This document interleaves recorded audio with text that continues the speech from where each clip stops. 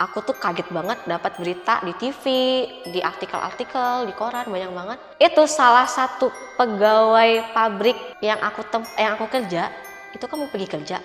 Itu jadi korban kecelakaan tronton yang remnya blong itu nabrakin ini rumah warga sama si pegawai-pegawai ini. Jadi ada truk tronton, ini remnya blong, nabrak tuh pekerja-pekerja yang mau pergi kerja ke pabrik itu. Terus pas aku mau ngasih ngelempar barang, kayak ada di dalam arah mesin tuh kayak lihat gue dong, kayak ada kayak mata aku tuh disuruh mengarah ke sana. Pas aku ngeliat, dia tuh itu kan nama mesin, dia tuh cuma setengah doang gitu. Ada saudara dia yang kesurupan, dimasukin arwahnya dia. Si ibunya nih cerita ke temen gue, ya kan Bang, cerita si Neng masuk ke tubuh ini, ngomong, "Mama," katanya, "aku di sini kedinginan." Dia bilang kayak gitu. "Aku jalan jauh banget, Mah. Itu aku jalan di lorong," katanya, "itu gelap, nggak ada cahaya, dan itu kedinginan, aku jalan jauh dan aku capek banget. Mama jangan terima uang dari si mister itu," katanya gitu. "Kalau Mama nerima, berarti Mama menyetujui."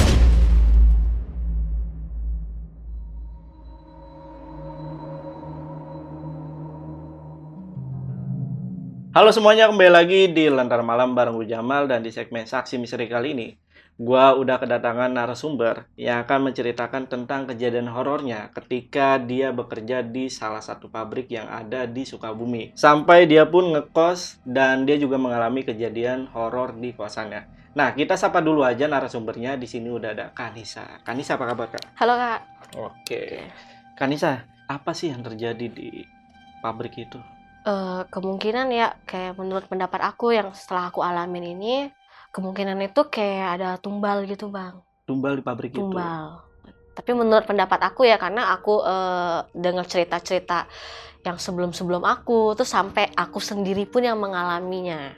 Seperti itu. Jadi aku berasumsi kayaknya tumbal ini. Oke. Nanti teman-teman juga bisa berpendapat tuh. Nanti dari cerita si Kanisa ini, benarkah itu adalah tumbal dari pabrik tersebut atau enggak? Jadi kalian nanti wajib komen juga di kolom komentar. Karena tadi kita sempat cerita juga kalau pada saat Kanisa kerja di sana itu baru 2 bulan aja udah 2 temennya meninggal. Iya, 2 teman saya sama cita-cita yang lain, tapi dua teman kerja ini benar-benar satu gedung. Satu gedung ya. Satu gedung. Dan sampai pada saat setelah resign, nggak lama kemudian itu ada suatu kabar kalau di pabrik itu beberapa karyawannya meninggal karena ketabrak truk tronton. Iya, tronton remnya blong. Remnya blong. 5 hari sesudah saya resign. Dan sampai pada akhirnya Kanisa memutuskan untuk ngekos ya. Dan ternyata di kosannya juga banyak kejadian horor ya kayak. Iya, jadi terornya tuh nggak cuma di pabrik doang Bang. Jadi gue ngalaminnya itu juga di kosan juga, yang gue pikirnya kosannya tempat ternyaman ya kan. Ternyata gue salah besar. Di situ bahkan gue nggak ngerasain kenyamanan. Gue bahkan pun tidur pun sampai cuma 2 jam doang. 2 jam ya? Oke. Dan ini untuk kosannya itu terbilang murah gak sih pada saat itu? Pada saat itu murah sih, gue dia bilang cuma 200.000. 200.000? Oke. Tapi bersih Bang kosannya. Iya. Bukan yang kayak gimana-gimana yang Jember gitu, enggak. Kosannya ini bersih, makanya gue kayak pas gue mau mulai ngekos agak sanksi juga nih, kok nih kosan bagus, murah, kenapa? Tapi karena gue orangnya bodo amat ya udahlah, yang penting ada tempat gue untuk istirahat kayak gitu kan. Dan memang untuk wilayah kosannya ini Bang, kayak tusuk sate gitu Bang. Oke. Dari awal gue ngeliat kosan itu gue udah mikir Bang, ini kayak tusuk sate. Cuman gue mempertimbangkan lagi, itu kan cuman mitos. Ditambah lagi itu kayak perbukitan, jadi adem, terus udah gitu nggak berisik. Rata-rata yang ngekos di sana tuh emang rata-rata pekerja. Oke. Sampai pada suatu ketika mitos tersebut terpecahkan ya, benar adanya, udah ngerasain sendiri Bang. Oke.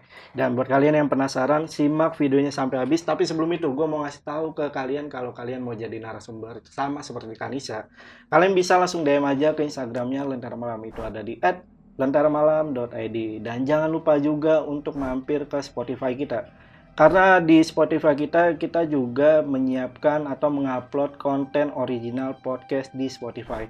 Jadi jangan lupa mampir ke Spotify kita. Yaudah, buat kalian yang penasaran sama cerita lengkap dari Kanisa, tonton videonya sampai habis dan tanpa basa-basi lagi. Saksi Misteri, kita mulai.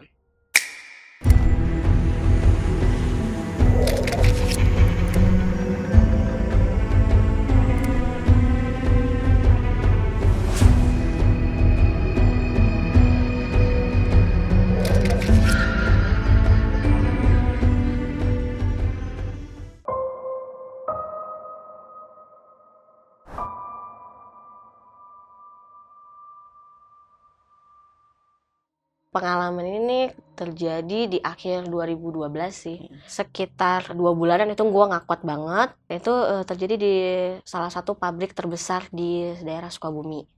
Jadi gue kasih tahu dulu nih kondisi pabriknya.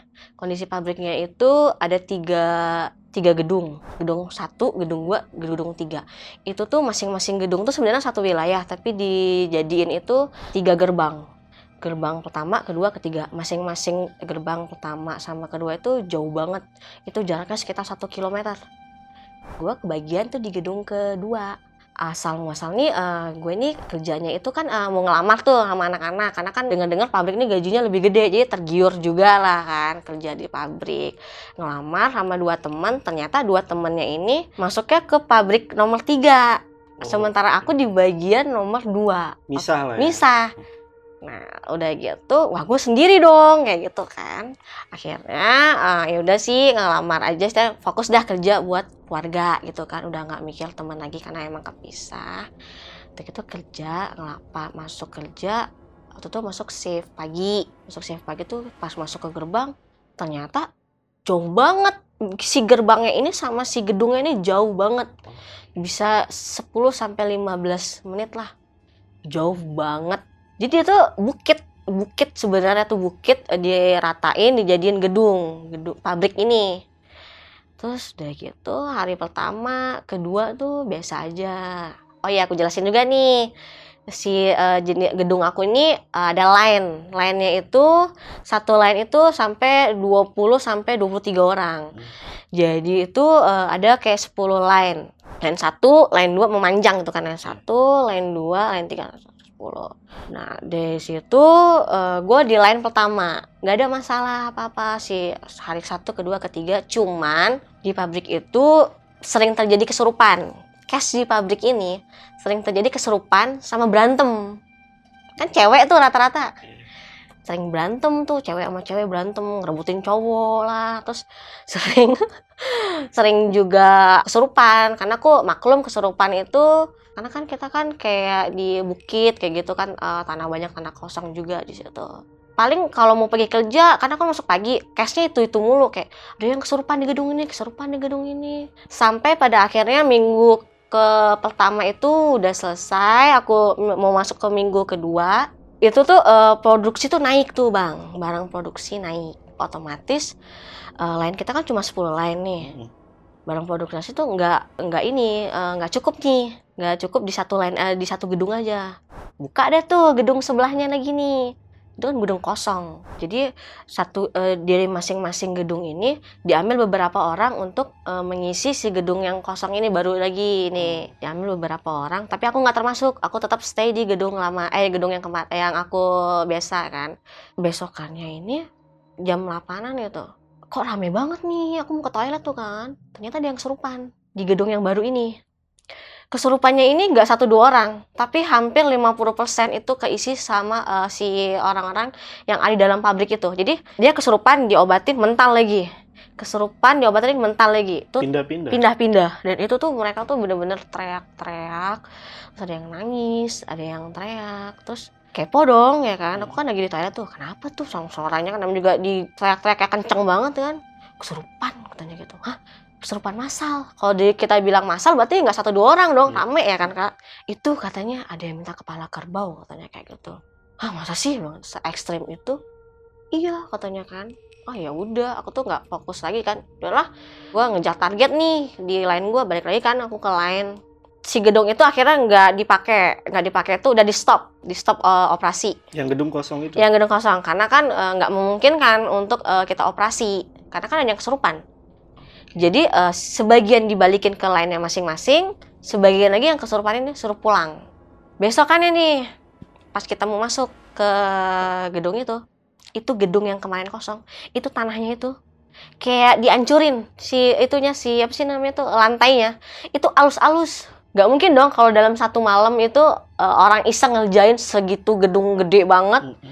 Itu tuh bener-bener lantainya tuh hancur, kerikil, jadiin kayak bisa dibilang kayak kerikil gitu, segitu halusnya.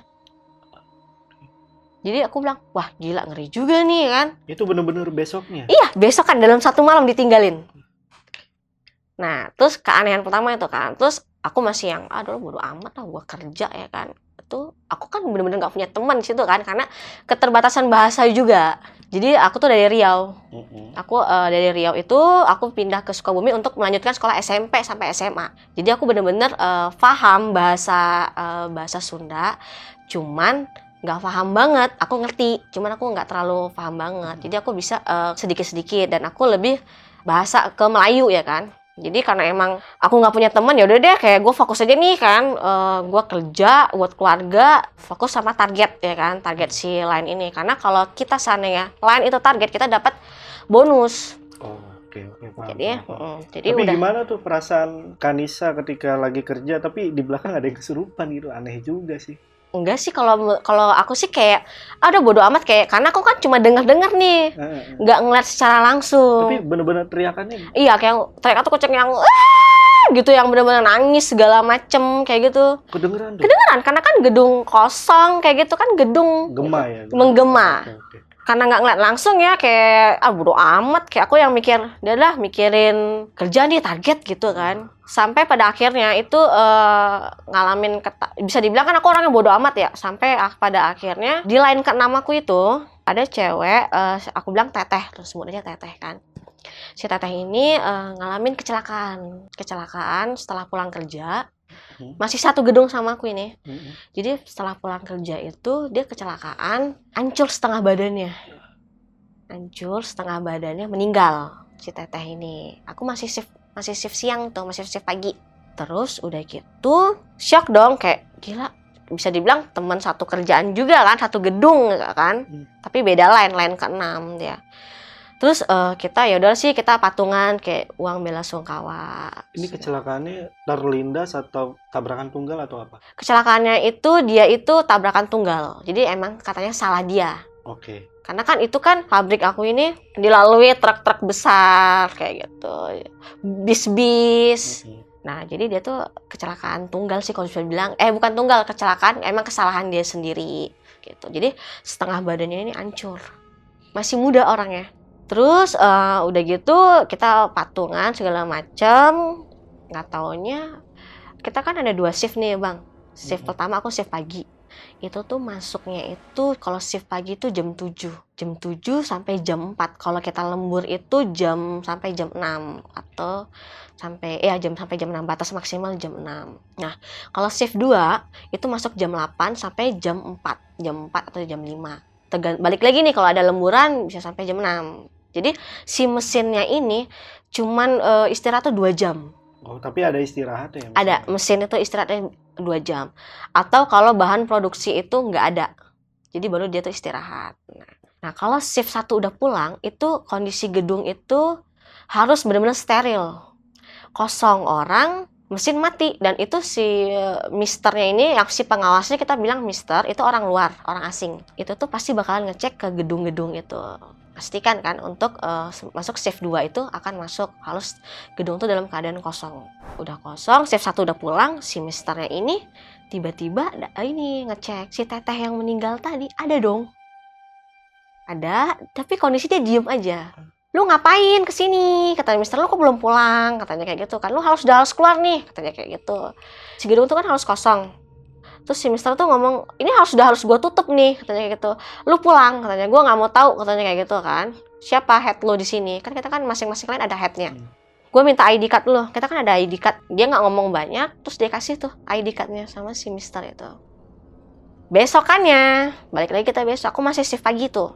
headnya di line 6 tuh ditegor. Lu ngapain? Katanya kayak gitu. Anak lu belum shift 1 nih, katanya gitu kan. Belum pulang jam 6. Harusnya nih gedung udah harus steril. Gua nggak mau kayak gini lagi ya besok. Katanya. Enggak kok, katanya saya udah ngecek. Kata si yang head line 6 nih kan. Enggak, kata Mister.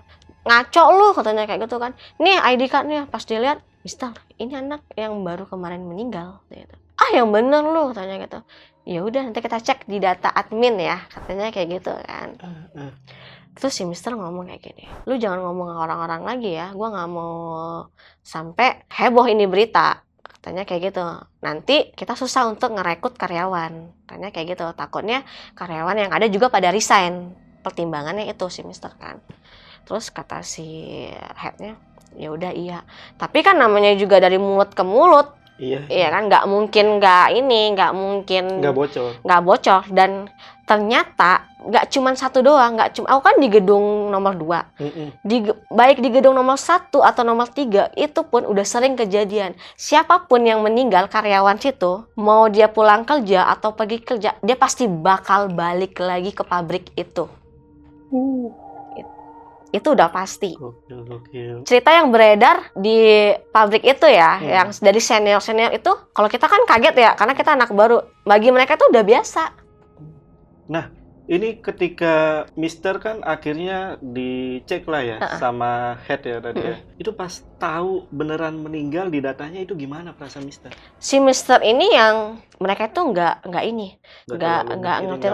mikirin itu mereka tuh. Jadi orang luar sana tuh bisa dibilang cuek, bodo amat. Oh ya udah, cuek, bodo amat. Yang dipikirnya tuh target. Tapi masih ada ID card ya? Masih ada. Masih ID card. Mereka tuh cuek, bodo amat. Mereka tuh yang nggak, apaan sih, yang kesurupan aja nih. Mister tuh bilangnya tuh kita tuh orang gila. Tuh orang gila tuh banyak masalah tuh. Dia tuh nggak paham yang kayak gitu, yang bodo amat. Itu kan banyak yang kesurupan ya. Dia bilang, lu tuh orang gila, lu nggak usah orang gila. Dia tuh ada masalah di keluarganya. Dia bilang, atau masalah sama pacarnya paling tuh. Berarti 50% orang di pabrik itu orang gila ya? Iya, dia tuh nggak peduli kayak gitu. Intinya yang kalau udah masuk ke pabrik, yang dipikirin itu gimana supaya kita target, mencapai target gitu.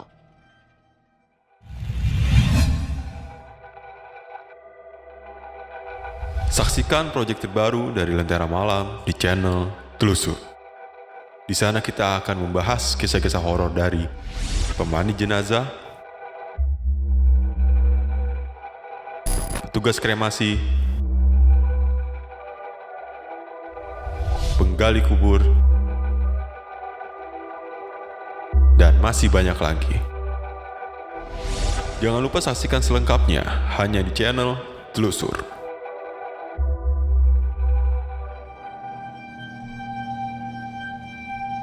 Aku nih iseng tuh, yang mana sih lainnya sih, dia di mana? Namanya juga kita cewek-cewek kan, iseng kan. Aku masuk tuh ke line 6. Di mana sih si teteh ini, di bagian apa? Kepo kan?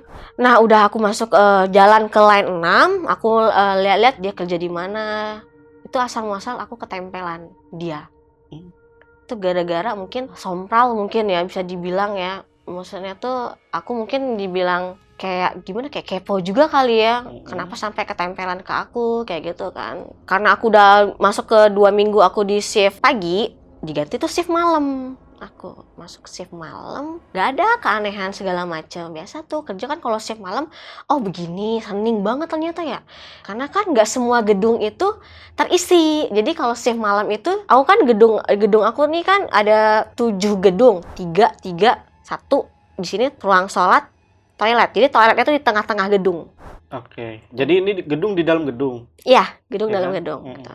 Nah, jadi tuh karena kan nggak semua gedung yang ada shift malamnya. Karena kalau kita ada shift malam tuh berarti produksi kita tuh lagi meningkat itu bahan produksi kan. Jadi nggak semua gedung tuh terisi. Jadi paling ada cuma 3 atau 2 gedung doang kalau shift malam. Terus udah gitu, begini shift. Ternyata shift malam itu hening. Kalau shift pagi itu kan lumayan rame karena berisik juga kan mesin, gedung-gedung sebelah ya kan. Hening, terus udah gitu si lampunya putih, cuman agak redup. Oke. Karena saking hening banget, lumayan ngantuk kan emang. Di jam-jam 12 tuh lumayan ngantuk. Udahlah makin fokus aja deh sama aku tuh bagian ngelem waktu itu, bagian ngasih obat kan ke bahan produksi aku. Bagian ngelem aku udah fokus aja. Kan kalau di pabrik kan harus kerjanya sat-set ya, harus cepet kan. Ngambil barang set. Terus pas aku lagi ngambil barang, ada yang nangis tuh. Nangisnya sendu banget. Aku celingak-celinguk. Masih itu lagi fokus lagi kan. Makin lama suaranya makin jauh. Kalau kata orang kalau makin jauh kan dekat. Ya kan, sendu banget kayak yang gitu, kayaknya sendu banget ya, menyayat hati kan. Terus aku ngomong, kebetulan head aku lewat, aku bilang, teteh denger nggak teh suara suara naon itu, suara orang nangis. Nggak ada, dia bilang. Emangnya kan Ica, Cak, kalau shift malam jangan bengong ya, dia bilang kayak gitu. Oh iya, aku bilang nggak bengong kok, aku bilang kayak gitu kan. Tapi emang ada, aku bilang kayak gitu. Ya udah fokus aja kerja, katanya kayak gitu. Ya udah iya, gitu. Fokus aja tuh kan, ngambil barang cepet kan, set. Masih aja lagi tuh suara. Aku penasaran kan, celingak-celinguk, sampai aku ngeliat ke sana kemari, nggak ada. Terus aku ngomong tuh sama yang depan lain aku kan, teteh denger nggak teh? Nggak denger ya. Aku denger yang sebelah, ada yang nangis bang. Masa? Nggak ada, dia bilang. Ada, aku bilang kayak gitu. Nggak ada ya. Ya udah deh, aku bilang. Tapi masih penasaran nih, hati udah nggak enak nih kan, karena kan yang kemarin aku cuma dengar orang kesurupan segala macem ya kan, nggak merasakan sendiri gitu kan, mulai deg-degan nih. Masih fokus lagi, tapi kenapa sih kayak dari arah itu kan, kita kan mesin tuh bang, mesin itu kita tuh di mesin itu ada lampu ultraviolet yang warna biru. Jadi kelihatan nih mana kalau kita ada produksi barang, kelihatan nih yang nggak kelem. Terus pas aku mau ngasih lempar barang, kayak ada di dalam arah mesin tuh kayak lihat gue dong, kayak ada kayak mata aku tuh disuruh mengarah ke sana. Pas aku ngeliat, dia tuh itu kan mesin, dia tuh cuma setengah doang gitu. Setengah, kayak gimana ya, matanya tuh kayak berurat-urat, kayak merah, berurat-urat, kayak yang dendam banget gitu ya, kayak gue salah apa, kayak gitu ya, yang kayak, loh kok lu kayak gitu sama gue, ngeliatnya kayak gitu banget. Tuh rambutnya tuh bener-bener acak-acakan banget, yang ngeliat tuh, tapi tuh nggak full muka, cuman setengah doang. Jadi satu tuh rambutnya tuh ketutup gini, karena mungkin hancur kali ya, ketutup begini doang, matanya tuh begini. Terus yang gue liat, kok ngeliat pertama kali kan, ngeliat dalam mesin itu, aku tuh bener-bener langsung pingsan. Di situ pingsan? Pingsan. Shock. Gue tadinya orang yang bodoh amat, yang gue mikir yang kerja ya kan, ngaksiin sendiri tuh, ngeliat dia yang begitu, matanya merah. Terus pas aku bangun, nangis tuh aku. Kenapa? Itu si teteh. Aku bilang, ada di line. Memang itu kan di mesin. Si teteh jangan sampai yang lain tahu kan. Jadi takut kan. Terus aku nangis, bilang, nggak mau. Aku bilang kayak gitu, aku nggak mau ke line itu. Aku bilang kayak gitu. Terus ditenangin sama si head aku dibawa ke klinik. Malam itu aku nggak kerja semalam itu. Aku nangis, terus aku ketakutan kayak gitu. Dan itu tuh di akhir-akhir aku mau pulang, dia tuh bener-bener nangis di kuping aku tuh. Masih nangis, masih ngikutin. Masih nangis kayak gitu kan. Aku yang bener-bener di hari kedua, ketiga tuh shift malam ya, aku tuh yang mulai biasa, yang jadi hampir terbiasa nih bang sama si suara tangisan ini. Kadang dia nangis, kadang dia tertawa. Terus aku inget banget, aku cerita ke temen, itu bukan solusi. Malah mereka tuh menambah ketakutan aku tuh jadi double. Dan gak ada yang bener-bener, tadinya aku gak punya teman, tapi masih ada teman yang mau ngobrol sama aku. Tapi karena aku cerita, aku bilang aku ketempelan, itu full gak ada yang mau deketin aku. Jadi aku bener-bener sendiri. Ke toilet aku sendiri, ke kantin aku sendiri, itu karena orang takut ketempelan. Jadi ketika aku cerita pun, itu bukan nambah solusi, nambah beban ke aku. Karena ditambah lagi mereka tidak membantu, tapi malah menambah cita-cita seram yang lainnya, yang terjadi di gedung-gedung yang lain. Jadi kan gue makin takut, ya kan? Nah, kalau untuk sosok yang dilihat sama Kak Nisa ini, kenapa Kak Nisa bisa tahu kalau sosok itu adalah sosok teteh? Karena dia itu munculnya tuh di pabrik aja, nggak di rumah. Di rumah cuma sekali. Ini nanti yang akan aku ceritakan nih. Oke. Dan ini maksudnya tuh sosok mukanya memang mirip seperti almarhum? Nah, aku nggak kenal almarhum. Aku nggak pernah tahu kalau almarhum, tapi aku mengkaitkan karena aku datang ke line dia. Mungkin aku sesumbar atau apa, mungkin dalam hati kepo kayak gitu, kayak yang mana sih ini orangnya kayak gitu. Oke. Jadi waktu itu aku inget banget, aku duduk di taman dekat habis sholat tuh. Aku sampai bikin kesepakatan nih sama dia. Dia kan nangis terus ya. Jadi setiap aku ke pabrik itu, dia tuh bener-bener nggak jauh dari kuping aku tuh suara tangisan. Aku bilang kayak gini, oke, lu ngikut gue, tapi tolong jangan nunjukin wujud lu. Gue takut, aku bilang kayak gitu. Gue nggak ngerti salah gue apa sama lu, aku bilang kayak gitu kan. Tapi tolong ya, jangan nunjukin wujud lu. Gue takut nih, gue orangnya penakut. Aku bilang kayak gitu. Kalau lu mau ngikutin gue, terserah. Aku bilang kayak gitu kan, Bang. Akhirnya karena aku udah terbiasa ya udah aku yang biasa bodo amat ya kan ya. Dia suara tangisan, dia nggak nangis, kadang dia ketawa. Ya udahlah, aku yang udah fokus aja kerja, yang udah mulai terbiasa tuh.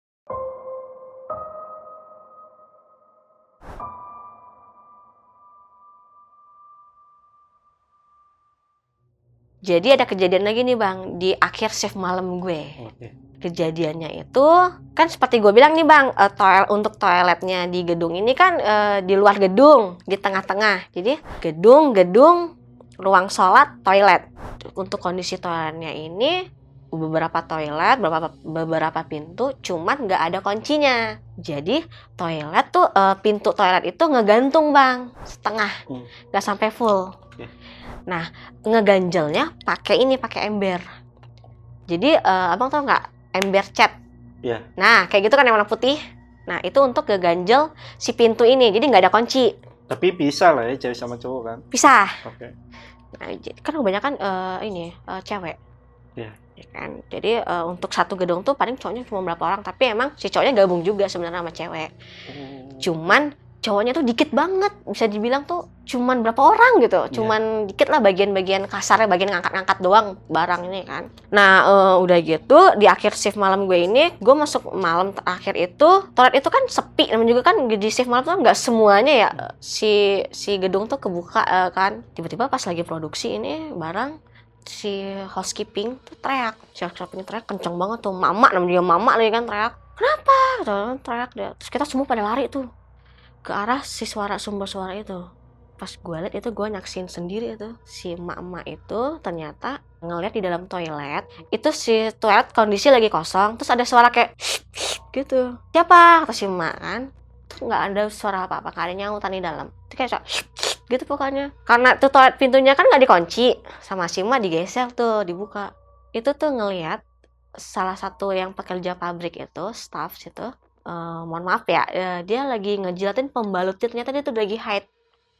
Dia lagi ngejilatin pembalutnya tuh, lidahnya itu panjang banget ya, gitu. Terus si emak kaget kan, keluar tuh kan teriak gitu. Terus kita keluar juga tuh kan, karena dekat sama gedung aku kan. Terus itu aku ngeliat tuh dia tuh tatapannya, matanya tuh mau keluar, kosong banget gitu. Tuh lidahnya panjang sambil megang si itu dia, pembalut dia. Jadi masih ada tuh ya. Terus sama anak-anak kan di merinding sama anak-anak kan dipegang, dia meronta-ronta. Itu kita langsung buang tuh kan si pembalutnya, jijik lah kan, pembalut berdarah-darah gitu, kita buang tuh kan. Dia meronta-ronta gitu kan, meronta-ronta. Si lidahnya tuh anehnya panjang Bang, itu kayak di luar nalar banget. Terus si tangannya ini nih, aku ngeliat banget tuh kesini, nyampe kan.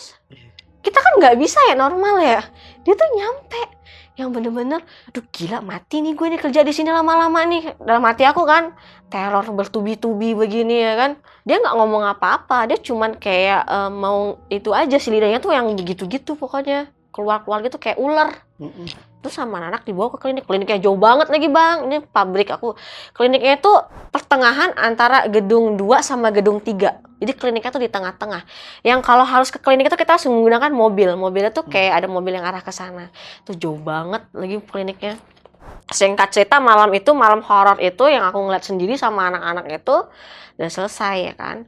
Itu gimana pas sadar? Normal lagi? Dia nggak kerja, jadi setelah itu dia tuh di rumah tetap kesurupan. Dan lalu dapat kabar 4 hari setelah kejadian dia meninggal. Itu gara-gara Katanya sih serangan jantung. Tapi untuk badannya itu masih normal, si lidahnya tuh udah nggak panjang lagi. Udah nggak panjang lagi. Nggak. Kalau untuk tangannya gimana tuh? Untuk tangan udah normal seperti biasa. Cuman dia, kata ibunya, dia tuh yang bener-bener histeris, nangis, terus kejang-kejang Waktu gitu. udah balik Udah rumah balik ya? ke rumahnya. 4 hari. Kemudian meninggal. Meninggal. Gue makin parno lagi dong bang, kayak aduh apalagi sih ini, udah ini teror ketempelan nggak hilang-hilang. Aku tuh nggak nyaman kayak gitu, tapi gimana, gue kerja buat keluarga gue, buat orang tua, dan aku nggak cerita sama mama karena aku takut mama khawatir, karena kan aku di Sukabumi berdua doang sama adik aku ya kan. Terus udah gitu, setelah kejadian si orang yang kesurupan ini selesai, aku balik lagi ke shift pagi, shift pagi. Di bulan kedua nih bang, itu kondisi gue udah ngekos. Juga ternyata kosan gue tuh ada teror lagi nih di kosan gue. Sampai akhirnya, aduh gue gak nyaman ini bang. Kayak ujian gue ini bertubi-tubi. Jadi nggak cuma di pabrik aja ya? Nggak cuma di pabrik aja bang, Tapi di kosan juga? di kosan juga. Jadi gue tuh nggak nyaman bang, gue kerja di pabrik di teror dengan kejadian-kejadian yang menurut gue horor dan ekstrim banget. Gue di rumah juga di teror juga bang, sama di kosan gue. Jadi gue tidur cuma, percaya nggak bang, 2 jam 3 jam doang. Pas kerja di pabrik itu? Iya, gue pulang pabrik ke rumah, harusnya rumah tuh tempat ternyaman kan, di kosan gue, ini gue nggak. Gue tidur cuma 2 jam 3 jam karena gue nggak nyaman banget. Sampai akhirnya gue memutuskan untuk gue cabut dari daerah itu, pindah ke Jakarta. Oh, karena teror itu? Karena teror dan gue nggak dapat kenyamanan. Oke. Nah, untuk kejadian yang di pabrik ini masih ada lagi nggak? Masih ada lagi. Sebelum kita masuk ke kosan? Iya. Oke. Ini terakhir kejadiannya itu gue di shift pagi, karena kan gue kemarin di shift malam. Ya. Gue di bulan kedua nih bang, mendekati gue mau gajian.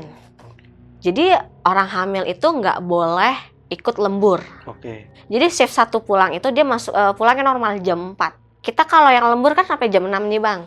Otomatis kan seperti aku bilang tadi kan, si gedung ini harus steril, kosong. Nah, suatu kesempatan si mister itu ngecek lagi nih dengan mister yang berbeda. Jadi satu gedung itu bisa dipegang 3 mister. Oke.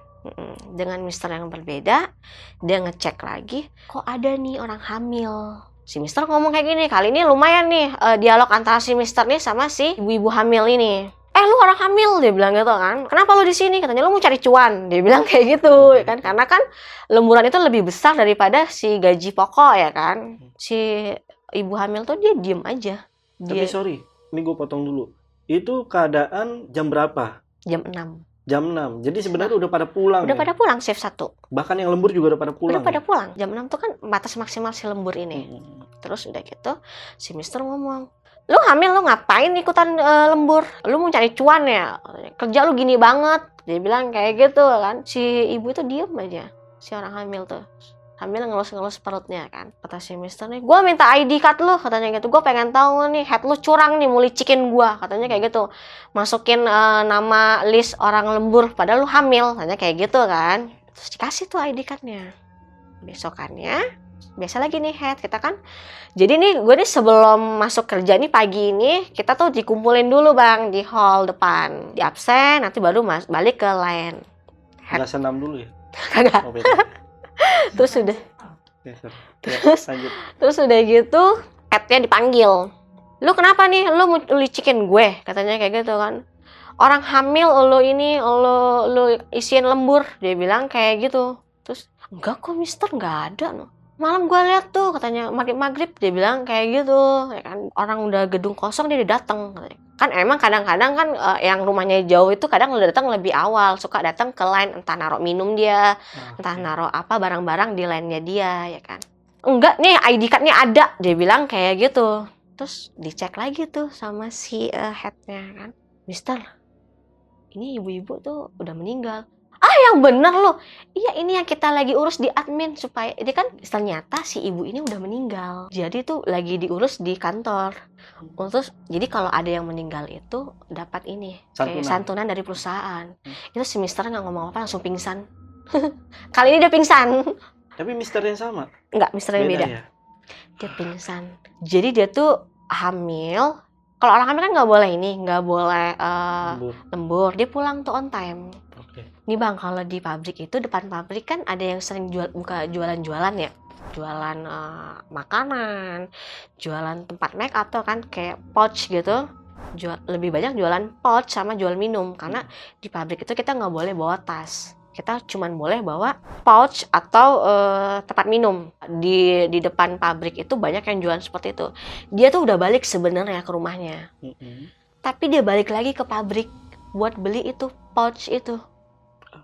Kenapa nggak besok pagi ya sekalian dia kerja? Kan logikanya seperti itu ya. Tapi nggak tahu kenapa dia balik lagi dong ke pabrik itu. Nah, dia udah beli pouch, ternyata dia pulang, dia mau nyebrang, ditabrak sama pegawai pabrik juga, masih muda anaknya. Lagi hamil gede, ditabrak, meninggal di tempat sama anaknya, sama bayinya di dalamnya. Berarti ini yang kecelakaan yang ini berkaitan sama karyawan yang lain gitu ya? Iya, nabrak dia. Dia lagi mau nyebrang, abis beli ini, pouch itu. Terus udah gitu, dia balik lagi nganterin ID card-nya. Sama seperti cerita-cerita satu pabrik itu, kalau ada karyawan yang meninggal, itu bakal balik lagi untuk balikin ID card. Oh gitu? Iya. Jadi dalam gedung aku tuh udah 2 kali. Ngeri banget, Cuk. Itu masih gedung aku. Belum si gedung, cetak gedung 1, gedung sama gedung 3. Yang sama, yang cerita itu hampir sama. Siapapun yang meninggal, karyawan situ, udah pasti balikin ID card-nya. Nah, terus akhirnya aku bilang kan, gila, gue udah gak kuat nih kayak kerja di sini kan. Takutnya amit-amit gue jadi salah satu tumbal. Karena rumor yang beredar itu pabrik itu makan tumbal nih Bang. Tapi gue nggak tahu ya kebenarannya ya. Rata-rata dari cerita yang beredar itu gitu ada tumbalnya. Nah gue mikirnya, aduh, gue amit-amit gue takut jadi salah satu, karena dalam satu gedung gue udah 2 kejadian kecelakaan. Padahal lu baru masuk 2 bulan deh. Iya, gue dulu gue nggak kuat banget itu. Tapi udah dua orang. Dan rata-rata itu Bang, maaf nih Bang, aku potong dulu. Rata-rata itu nggak lama ini orang pabrik, jadi dapat gajian langsung cabut. Makanya dia tuh ngerekrut orang tuh banyak banget tuh, ngerekrut orang. Oke, paham. Karena banyak yang cabut juga. Banyak yang cabut juga, gaji gede, banyak cabut juga. Kayak gitu. Nggak sampai selesai kontrak tuh ya? Kita nggak ada kontrak sampai situ. Nah, untuk sosok yang terakhir nih, yang ibu-ibu hamil itu, berarti ini kecelakaannya di depan pabrik? Iya. Dan ini semuanya pada tahu dong ya? Pada tahu. Dan munculnya sosok si teteh yang hamil ini, itu berapa hari setelah kecelakaan? Kalau nggak salah itu di hari ke-3 atau ke-4 ya Bang ya? Iya. Balikin ID kartu. Iya. Iya. Serem banget kan? Bener-bener, aduh, gua nggak berani nih di sini nih, amit-amit.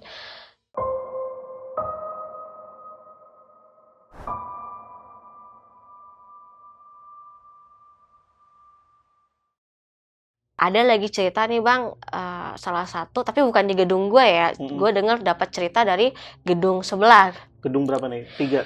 Gedung 3, karena gedung 3 gue punya teman. Jadi gue dapat cerita dari temen gue lagi. Nah, jadi ada salah satu karyawan situ yang meninggal. Nah, dia tuh kesurupan nih di rumah, tapi bukan kesurupannya itu di rumah dia. Jadi ada saudara dia yang kesurupan, dimasukin arwahnya dia. Si ibunya nih cerita ke temen gue, ya kan Bang, cerita si Eneng masuk ke tubuh ini, ngomong, "Mama," katanya, "aku di sini kedinginan." Dia bilang kayak gitu. "Aku jalan jauh banget, Mah. Itu aku jalan di lorong," katanya, "itu gelap, nggak ada cahaya, dan itu kedinginan, aku jalan jauh dan aku capek banget. Mama jangan terima uang dari si mister itu," katanya gitu. Kalau Mama nerima berarti Mama menyetujui. Oh gitu? Iya. Itu gue nggak tahu ya Bang ya kebenarannya ya. Cuman dari mulut ke mulut nih cerita ini. Oke, itu agak ambigu juga tuh, maksudnya tuh ya benar apa yang dicurigain, kalau misalnya di situ ada tumbal ya mungkin memang benar gitu. Karena yang sosok tadi itu sampai bilang kayak gitu, jangan sampai nerima. Iya. Jadi kalau nerima uangnya, katanya Mama nyetujuin, nanya, "Neng capek Mah," katanya kayak gitu. "Jalan jauh banget," katanya, "di gelap lorong," dia bilang kayak gitu. Kasian sih. Jadi berarti yang datang ke rumah ibunya ini orang lain kan ya? Iya. Tapi yang dimasukin si anaknya. Nah kalau di pabrik sendiri Bang, jari kita ini ada harganya. Itu sih gue tahu sih. Jari kanan itu lebih, karena kan kecelakaan kerja ya, ada santunan dari perusahaan. Jadi jari kanan tuh lebih gede. Jadi tapi untuk nominalnya gue udah lupa karena kan udah 10 tahun ya. Gue udah lupa. Tapi si jari ini ada nominalnya. Ini lebih gede. Wilayah daerah kanan tuh lebih gede daripada kiri. Tapi tetap ada nominalnya. Cuman ini lebih gede lagi. Jadi kan aku kan udah nggak kuat ya Bang ya. Jadi teror di kosan, di pabrik, di ketempelan ya kan. Akhirnya aku cerita sama mama. Bener aja dong, namanya orang tua panik kan. Udah di Sukabumi, gak ada siapa-siapa, gak ada orang tua. Si mama bilang, udah kakak, katanya balik aja ke Jakarta. Nah, kata mama kayak gitu kan. Udah mungkin rezekinya udah sampai situ, jadiin aja pengalaman sama mama gitu. Mungkin juga yang nempel kakak itu gak ngikut. Kata mama kayak gitu kan. Akhirnya aku resign tuh Abang. Aku resign. Di gaji kedua tuh aku resign. Bener-bener fix aku resign. Aku balik ke Jakarta. Aku ke Jakarta tuh aku inget banget tanggal 8 Februari 2013. Di tanggal 23 Februarinya itu aku tuh kaget banget dapat berita di TV, di artikel-artikel, di koran banyak banget. Itu salah satu pegawai pabrik yang aku kerja, itu kan mau pergi kerja. Itu jadi korban kecelakaan tronton yang remnya blong itu nabrakin ini rumah warga sama si pegawai-pegawai ini. Jadi kita kan kalau pagi-pagi itu kan rame ya, macet gitu, lumayan macet kan, yang mau pergi kerja ke pabrik-pabrik ya kan, karena kan pabrik aku kan nggak cuma itu doang, banyak pabrik-pabrik yang lain, jadi kan lumayan banyak tuh. Jadi ada truk tronton ini remnya blong, nabrak tuh pekerja-pekerja yang mau pergi kerja ke pabrik itu, nabrak rumah. Berarti ini kasusnya sama kayak yang baru banget kejadian yang di Cibubur, tau kan? Oh iya. Itu hampir sama lah ya, seperti itu. Iya. Tapi ini sampai dia masuk ke rumah-rumah. Rumah, nabrak rumah. Kayaknya dia berhentinya si truknya ini di rumah deh. Nabrak baru barang rumah tuh baru dia berhenti stuck di rumah itu. Dan ada salah satu karyawan dari pabrik. Kayaknya kalau nggak salah 6 orang atau 14 orang deh. Wah. Banyak ya. Nah, setelah kejadian itu, aku kan dapat kabar dari teman aku ya, yang masih kerja di sana ya. Itu kesurupan massal, itu satu gedung ditutup. Kan gedungnya 1, 2, 3. Ya di mana mereka kerja. Kayak korbannya mungkin di gedung 3 atau di gedung 2. Satu gedung-gedungnya semua ditutup. Iya, ditutup. Itu kesurupan massal. Terakhir tuh dengan kabar itu ya. Aku bilang, si mama ngomong, alhamdulillah kak, katanya. Kamu nggak jadi salah satu, katanya kayak gitu. Alhamdulillah banget kamu kerja di sini aja, nggak usah jauh dari orang tua. Tapi memang jalanan yang ditabrak sama truk tronton ini juga dilewati sama Kanisa juga. Kalau itu enggak, karena kan aku udah ngekos. Aku udah ngekos itu jalannya. Cuman kalau untuk kondisi jalanan di daerah Sukabumi itu rata-rata kontur tanahnya itu kayak tanjakan, belokan, kadang miring banget kayak gitu jalannya kan. Terus di situ kan jalan menuju ke pabrik aku tuh banyak yang kayak agak jurang-jurang kecil, kayak gitu. Berarti ini pemilihan Kanisa untuk resign nih tepat nih kali ini. Iya, alhamdulillah emang. Alhamdulillah. Nah, Kanisa kan tadi sempat bilang kalau misalkan Kanisa juga punya pengalaman horor di kosan waktu bekerja di pabrik ini. Ini boleh diceritain nggak dari awal kejadiannya gimana waktu di kosan? Di episode berikutnya. Nah, di pojok gerbangnya ini ada lampu penerangan. Gue kucuk jalan sama adik gue itu dari bawah lampu, terus dari bawah tembok itu suara menggelegar Bang. Gitu kayak yang bener-bener teriak kayak kambing digorok, pecis banget. Spontan gue sama adik gue begini dong. Tuh kepala tuh begini. Semakin gue liat tuh semakin yang bener-bener. Tapi kepala doang. Jadi kan gue sholat nih Bang di depan. Jadi di kosan gue tuh gue dapat tempat tidur sama lemari ini lemari kayu. Di lemari kayu gue nih kosong, nggak ada barang-barang apa-apa. Di belakang kan gue dapat gangguan nih. Di gue sholat tahajud di depan dong. Gue lagi sholat begini, otomatis kan mata gue kan kayak ngarah ke sejadah. Tapi kan tetap aja dong ekor mata gue bisa ngeliat kemana-mana kan Bang. Di depan gue ini lemari kayu itu sosok perempuan itu tuh lagi duduk, lagi nguncang-nguncangin kaki gini. Tuh kakinya tuh dihentak-hentakin ke lemari gue.